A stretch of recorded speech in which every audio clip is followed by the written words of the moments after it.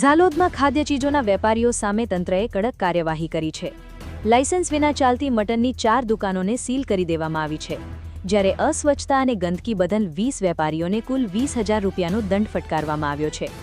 ઝાલોદ નગરમાં ખાદ્ય ચીજવસ્તુઓના વેપારમાં નિયમોનું પાલન થાય અને લોકોના આરોગ્ય સાથે કોઈ ચેડા ન થાય તે માટે તંત્ર દ્વારા ઓચિંતી તપાસ હાથ ધરાઈ હતી. પ્રાંત અધિકારીની અધ્યક્ષતામાં મામલતદાર, નગરપાલિકા અને ફૂડ એન્ડ ડ્રગ્સ વિભાગની સંયુક્ત ટીમે વિવિધ હોટેલો, મટનની દુકાનો અને ખાદ્ય ચીજોના વેપારીઓના સ્થળે સઘન ચેકિંગ કર્યું હતું. તપાસ દરમિયાન લાયસન્સ વિના મટનનો વ્યવસાય કરતી 4 દુકાનો મળી આવી હતી. નિયમોના ભંગ બદલ તંત્રએ 4 દુકાનોને તાત્કાલિક સીલ કરી દીધી.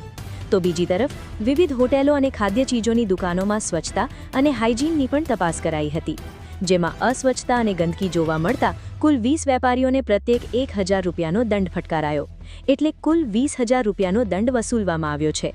તંત્રની ઓચિંતી કાર્યવાહીને પગલે ઝાલોદમાં ખાદ્ય ચીજોના વેપારીઓમાં ફફડાટ જોવા મળ્યો હતો. તંત્રએ વેપારીઓને સ્વચ્છતા જાળવવા તેમજ જરૂરી લાયસન્સ સહિતના નિયમોનું પાલન કરવા સૂચના આપી છે. સાથે જ નિયમોનો ભંગ કરનારા વેપારીઓ સામે આગામી દિવસોમાં પણ કડક કાર્યવાહી કરવાની ચેતવણી આપવામાં આવી છે.